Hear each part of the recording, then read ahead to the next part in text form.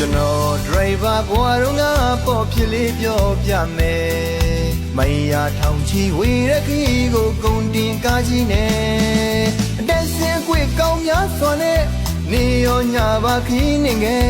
ရောက်လီရမတွေ့တဲ့သူနဲ့တဲ့အောင်ကျွန်တော်ပေါင်းနေ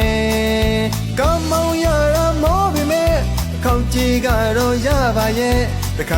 ခါမှကပိုင်ရှင်ရဲ့ဆဲရာခံရတယ်တို့ပေမဲ့လည်းမောနိုင်ခဲ့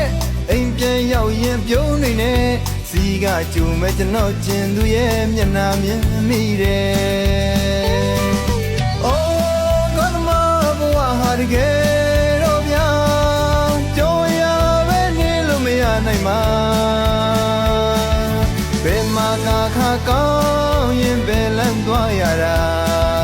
လူပွေလူရှုပ်ကြည့်လို့မပြောစီချင်